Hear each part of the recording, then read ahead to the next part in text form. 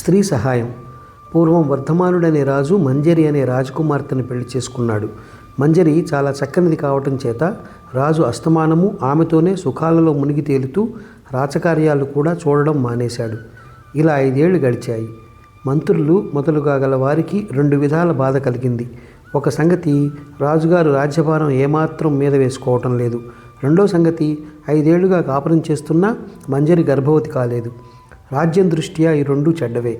జ్యోతిష్కులు మంజరి జాతకం చూసి ఆమెకు సంతాన ప్రాప్తి లేదని చెప్పారు.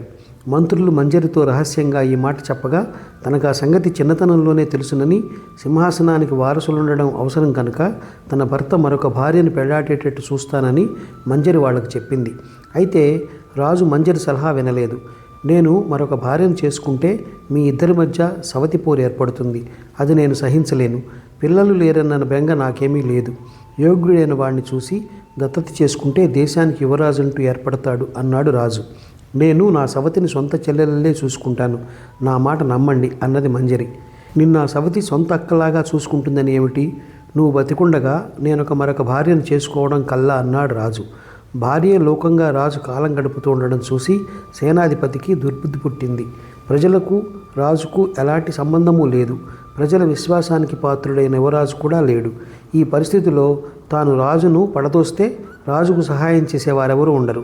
అందుచేత అతను రాజు కొలువులో ఉండే పెద్ద ఉద్యోగస్తులను మంచి చేసుకుని తన సైనికులతో రాజభవనాన్ని ముట్టడించాడు.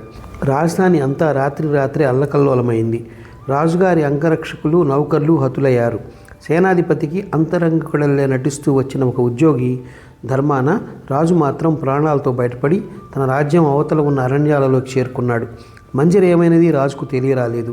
ఆమె కూడా తన మిగిలిన అనుచరులతో పాటు రాజభవనంలో శత్రువుల చేత చంపబడి ఉంటుందని రాజు దుఃఖించాడు. ఆ దుఃఖం కాస్త ఉపశమించాక ఆయనకు జీవితం మీద, రాజ్యం మీద విరక్తి పుట్టింది. ఆయన అరణ్యంలోనే ఒక పర్ణశాల నిర్మించుకుని అందులో తాపసిలాగా ఉండసాగాడు. రాజు అనుకున్నట్లు మంజరి చావలేదు. ఆమె మగవేషం వేసుకుని గుర్రమెక్కి నిర్భయంగా అరణ్యానికి వచ్చేసింది. చిన్నతనంలోనే జ్యోతిష్కులు తన జాతకం చూసి తనకు సంతాన యోగం లేదని చెప్పినప్పుడు ఆమె వివాహమే చేసుకోరాదని నిశ్చయించుకుని గుర్రపు సవారీ, కత్తి యుద్ధము, వేట మొదలైన పౌరుష విద్యలు నేర్చింది. ఇప్పుడు ఆమె అరణ్యంలో కూడా మగవేషంతోనే తిరుగుతూ వేటగాడి జీవితం గడుపుతూ తన భర్త గడిపే ఆశ్రమవాసాన్ని దూరంగా ఉండి కనిపెడుతున్నది. ఆమె నివసించే కుటీరం కూడా ఆ దాపులనే ఉన్నది. తన భర్తకు ఎలాగైనా తిరిగి రాజ్యప్రాప్తి కలిగించాలనే ఉద్దేశం తప్ప ఆమె మనసులో మరొక ఆలోచన లేదు. ఇలా ఉండగా ఒకనాడు ఆమెకు ఒక విచిత్రమైన అనుభవం జరిగింది. సాయంకాలం వేళ ఆమె అరణ్యంలో ఉన్న ఒక సరస్సు సమీపాన కూర్చుని ఉండగా నీటిలో నుంచి ఒక పాము ఈదుకుంటూ ఒడ్డుకు వచ్చింది. అది చాలా పెద్ద పాము కావడం చేత అలాంటి దాన్ని బతికి ఉండనివ్వరాదనుకుని మంజరి చప్పున ఖడ్గం దూసి దాని తల నరికింది. అలా నరకగానే దాని నోటి నుంచి ఒక పెద్ద నీలమణి పడిపోయింది. మణి పడిపోయిన మరుక్షణం పాము కళేబరం ఒక భీకరమైన రాక్షసుడి కళేబరంగా మారిపోయింది. ఆ మార్పు చూసి నిర్ఘాంతపోయిన మంజరి ఆ నీలమణి నోట పెట్టుకున్నందుచేత రాక్షసుడికి పాము రూపం వచ్చిందా అన్న అనుమానం కలిగింది. ఆమె వెంటనే ఆ మణిని తీసి సరస్సు నీటిలో కడిగి తన నోట పెట్టుకుని తాను కూడా పాముగా మారిపోయింది. రాక్షసుడి నివాసం కొలం లోపల ఎక్కడో ఉండి ఉండాలి.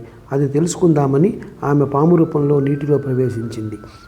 మంజరి నీటి అడుగున చాలాసేపు తిరిగిన మీదట ఒక ద్వారం లాంటిది కనిపించింది. అందులో ఉన్న కంతకుండా ఆమె దూరి అవతలకు వెళ్ళింది. అవతల మెట్లున్నాయి. మెట్లెక్కి పైకి వచ్చేసరికి నీటి మట్టానికి ఎగువగా మరొక ద్వారం ఉన్నది. ఆ ద్వారంలో కూడా ఒక కంత ఉన్నది. ఆ కంతలు రాక్షసుడు ఏర్పాటు చేసుకున్నవే. మంజరి ఆ కంతలో నుంచి దూరి లోపలికి వెళ్ళింది. అక్కడ ఒక విశాలమైన గది ఉన్నది. అందులో ఒక అందమైన అమ్మాయి కూర్చుని ఉన్నది. ఆమె పామును చూస్తూనే వణికిపోతూ లేచి నిలబడి భయభ్రాంతులైనట్టు కనబడింది. వెంటనే మంజరి తన నోటి నుంచి నీలమణిని జారవిడిచి తన మామూలు రూపం ధరించి, భయపడకమ్మా, నన్ను చూసి రాక్షసుడు అనుకున్నట్టున్నావు. నేను ఆ రాక్షసుడిని ఇంతకు ముందే చంపేశాను. నువ్వెవరు? ఇక్కడ ఎందుకున్నావు? నా వల్ల నీకేం ఉపకారం కావాలి అని బుజ్జగిస్తూ అడిగింది. నేను వజ్రగిరి రాజు కూతుర్ని. నా పేరు సౌదామిని. నన్ను నిన్ననే ఈ రాక్షసుడు ఎత్తుకొచ్చి ఇక్కడ బంధించాడు. 3 రోజుల లోపల నేను తనకు భార్య కాకపోతే నన్ను చంపేస్తానని బెదిరిస్తున్నాడు.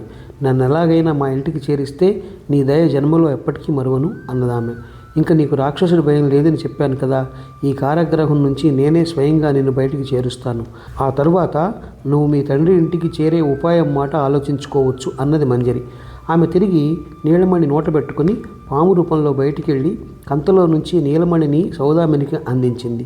దాని సహాయంతో సౌదామిని పాము రూపం ధరించి బయటికి వచ్చి మెట్ల మీద తన కోసం వేచి ఉన్న మంజరిని కలుసుకున్నది. కొలను అడుగున ఉన్న కంత నుంచి కూడా వాళ్ళిద్దరూ అలాగే దూరారు. ఆ తర్వాత ఇద్దరూ ఈదుకుంటూ కొలను బయటికి తమ రూపాలతోనే వచ్చారు. అప్పటికి అర్ధరాత్రి దాటింది. మంజరి తిరిగి పురుష వేషం ధరించి, నిన్నిప్పుడు ఒక మహనీయుడి ఆశ్రమం దాకా తీసుకుపోతాను. నా సంగతి నువ్వు ఆయనకు ఏ విధంగానూ చెప్పకూడదు. నిన్ను నీ పుట్టింటికి చేర్చమని, మిగతా సంగతులేవి అడగవద్దని ఆయనను కోరు. మనం మళ్ళీ త్వరలోనే కలుసుకుంటాం అని సౌదామినికి చెప్పింది. తరువాత ఇద్దరూ రాజుండే పర్ణశాల దాకా నడిచి వెళ్ళారు. అక్కడ మంజరి సౌదామిని వద్ద సెలవు తీసుకొని తన కుటీరానికి వెళ్ళిపోయింది. సౌదామిని తలుపు తట్టగానే రాజు లేచి వచ్చి తలుపు తెరిచాడు.